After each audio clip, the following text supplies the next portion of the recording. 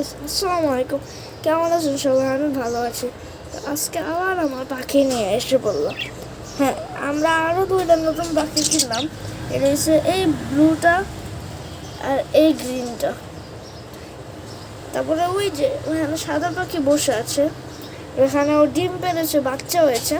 আর এই গ্রিন পাখিটা ওকে খাবার দেওয়া অনেক কিছুই করে। এই যে ওই ব্লু পাখিটা শুরু ভয় পায়। লাস্টবার ওই সাদা পাখিটা ডিম ভেঙে ফেলেছিল।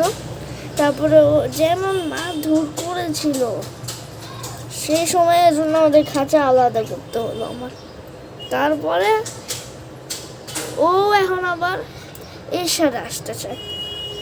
ওর সাথে ওই ইয়েলো পাখিটার সাথে যদি এই গ্রিনটার সাথে আনি, তাহলে ওরা এখন মিলতেছে না। এই জন্য আমরা নিজেও বুঝতেছি না যে ওদের কেমনে মিলাবো। ওদের মিলানোর চেষ্টা করতেছি, তখন মিলে না। যদি মিলে যাইতো তাহলে তো ভালোই হইতো। আর এই যে এই দুইটা পাখি এখন সবচেয়ে মারামারি করে। আর এইটা হচ্ছে সবচেয়ে পচা পাখি। এরা শুধু মাছ দৌড় করে। এই যে আবার আসতেছে, ডিম পারলেও ডিম ভাঙার চেষ্টা করে। এই দুইটা শুধু এই দুইটার সাথে একসাথে তাকায় থাকে শুধু। আপনারা চিন্তা করতেছেন যে এই খাঁচাটা কেমন আসলো। এই খাঁচাটা আমরা আসলে নতুন কিনেছি।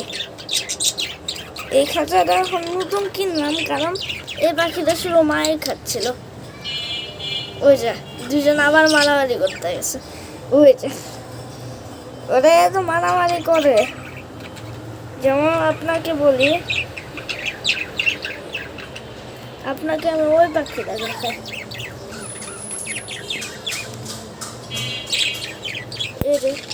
এই পাখিগুলো এত মারামারি করে।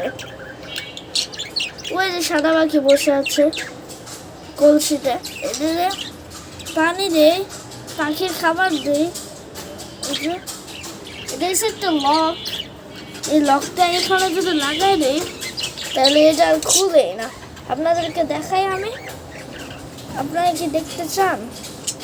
আচ্ছা, আপনাদেরকে দেখাচ্ছি। ওকে, এটা আপাতত এখন খোলা আছে, পরে আবার লাগিয়ে দিলে এটা আর খুলতে পারবে না পাখিরা। তারপরে এই যে এদের এখানে শাক দিই, পানি, ওইখানে আমরা ইটের গুঁড়া দিই। এই জন্য এরা এত মারামারি করে।